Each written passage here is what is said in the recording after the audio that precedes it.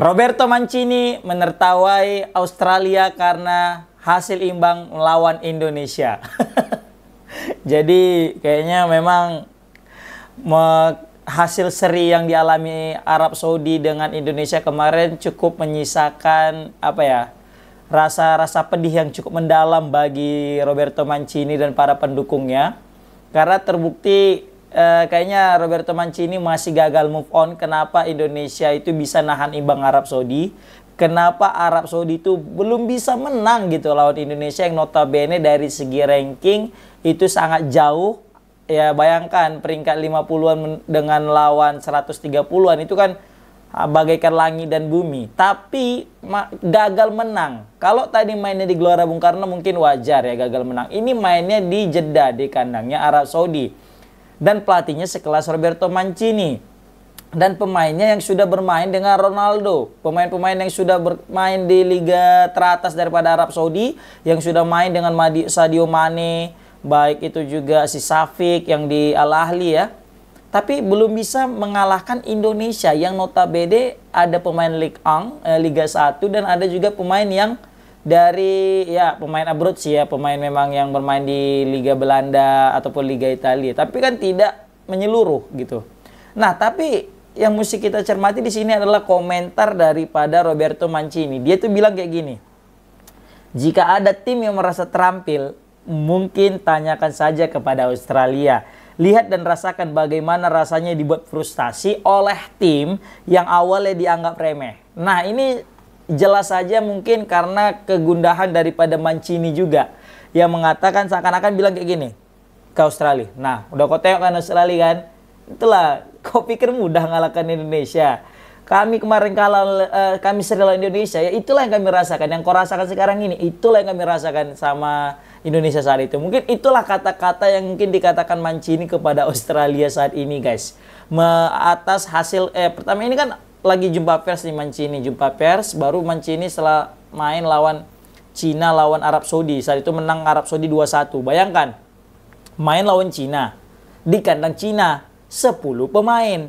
Dan itu ranking Cina itu 80-an, lebih tinggi daripada Indonesia. Tapi mereka masih bisa menang di kandang Cina, terus juga dengan 10 pemain dari menit awal babak pertama, tapi mereka bisa menang dengan skor 2-1.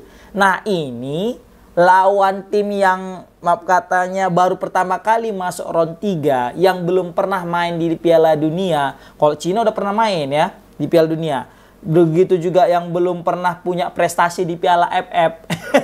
Baru juga pemainnya pun masih muda. Begitu juga pemain-pemainnya juga ya dalam artian ada pemain-pemain yang belum punya pengalaman main di luar negeri, tetapi bisa menahan pemain Arab Saudi yang dilatih oleh Mancini. Wajar saja jika Mancini cukup tertekan saat itu dengan hasil 1-1. Wajar saja Mancini saat itu cukup bisa kita bilang cukup tersakiti karena kok bisa toh Arab Saudi gagal menang lawan Indonesia. Nah, itu dia guys. Makanya dengan hasil imbang 0-0 Australia lawan Indonesia kemarin cukup membuat senang juga hati Mancini. Ternyata bukan aku aja kok yang ngalami, Australia juga ngalami. Tengok tuh Australia yang notabene ranking 20-an malah nggak bisa menang juga lawan Indonesia. Australia kemarin bisa bantai Indonesia 4-0. Lah kali ini main cuma 0-0, nggak ada satu gol yang tercipta guys. Nah, ini menandakan bahwasanya tim Indonesia itu meskipun rankingnya di bawah dan sempat diremehkan, ini punya potensi untuk memberikan ancaman kepada ranking yang di atas lebih tinggi daripada dia guys. Indonesia meskipun rankingnya rendah, tapi kualitasnya bisa kita bilang mungkin masuk dalam ranking 100 besar guys. Atau mungkin masuk 80 besar sih menurut aku ya. Indonesia itu nggak layak kalau dengan skuad dengan permainan yang ada. Indonesia itu tidak layak berada di ranking 130-an. Tetapi Indonesia itu lebih layak di ranking 80-an. Kenapa? Karena kita secara bukan secara kebetulan kita menahan imbang Arab Saudi dan Australia. Kita menahan imbang mereka juga karena ada perlawanan. Kita memberikan suntikan-suntikan, kita memberikan juga serangan-serangan yang cukup berbahaya dan merepotkan Australia dan Arab Saudi.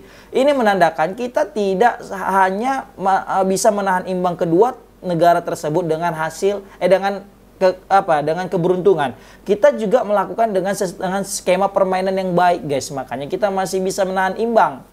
Nah, ujian terberat daripada Indonesia nanti adalah ketika melawan Jepang nanti di Gelora Bung Karno. Kenapa aku bilang lawan Jepang? Kalau mungkin lawan Bahrain dan Cina kita bisa mendapatkan hasil positif, itu wajar. Kenapa? Karena kita aja bisa nahan imbang Arab Saudi dan Australia, kenapa nggak bisa nahan imbang Bahrain atau Cina? Bahkan bukan menahan imbang, bahkan bisa menang.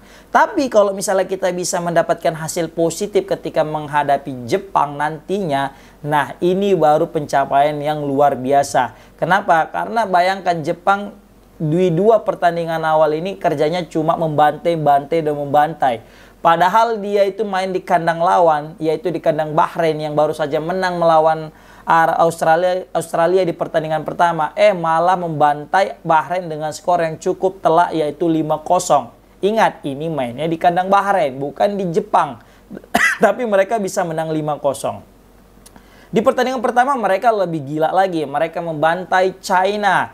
Jepang dan China ini kan agak-agak gimana gitu kan, agak sentimen hubungannya. Terus Jepang membantai Cina dengan skor 7-0, itu seakan-akan memberikan sinyal kepada seluruh penghuni grup daripada grup C ini, hati-hati jika berhadapan dengan Jepang. Wajar sih, Jepang ini dia terlalu superior di grup ini karena Spanyol dan Jerman aja bertekuk lutut di hadapan mereka. Apalagi tim-tim yang kayak kita ini, apalagi sekelas Indonesia ya, Australia aja mungkin kalang kabut, ataupun Arab Saudi aja mungkin kalang kabut menghadapi Jepang. Tapi ini Indonesia, aku juga nggak tahu gimana nanti ya.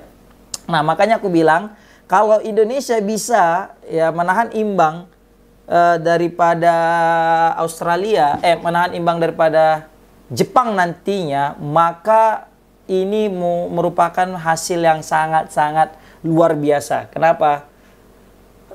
Bayangin guys, Jepang pemainnya abroad semua, pemainnya kelas dunia yang udah main malang melintang di klub-klub Liga 1, bukan Liga 1, Liga Inggris, Liga Italia, Liga Jerman, Liga Spanyol, tapi bisa kita imbangi. Wah, itu luar biasa guys. Tapi kalau menurut aku, kita kalah nggak telak aja, kalahnya itu nggak telak, kita itu udah hebat kali guys. Kayak kemarin lawan Jepang di Piala Asia itu menang 3-1, kalah 3-1, kita dapat mencetak 1 gol aja, itu udah hebat kali aku rasa guys. Semoga aja nanti kita bisa menahan imbang Jepang ya, seperti itu guys.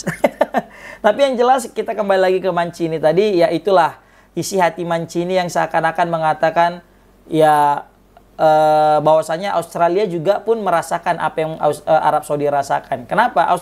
Mancini kan sempat dicecar nih sama pendukung-pendukung Arab Saudi. Kok bisa nih kita nggak bisa menang loh Indonesia? Kita main di kandang loh, kita ranking sekian loh, Indonesia ranking sekian loh. Kok bisa kita nggak bisa menang lawan Indonesia gitu? Mungkin itulah yang tekanan yang dirasakan oleh Mancini setelah pertandingan lawan Indonesia. Tapi setelah Australia juga gagal menang lawan Indonesia, mungkin ini cukup mengobati daripada Mancini dan cukup memberikan jawaban kepada supporter Arab Saudi bahwasanya lihat toh Australia yang ranking di atas kita juga gagal menang atas Indonesia. Berarti mengindikasikan bahwa memang Indonesia sangat sulit untuk dikalahkan guys. Bukan mudah untuk mengalahkan Indonesia. Seperti itulah mungkin pesan yang tersirat daripada kata-kata Roberto Mancini yang mengatakan jika ada tim yang merasa terampil mungkin tanyakan saja kepada Australia. Lihat dan rasakan bagaimana rasanya dibuat frustasi oleh tim yang awalnya dianggap remeh guys.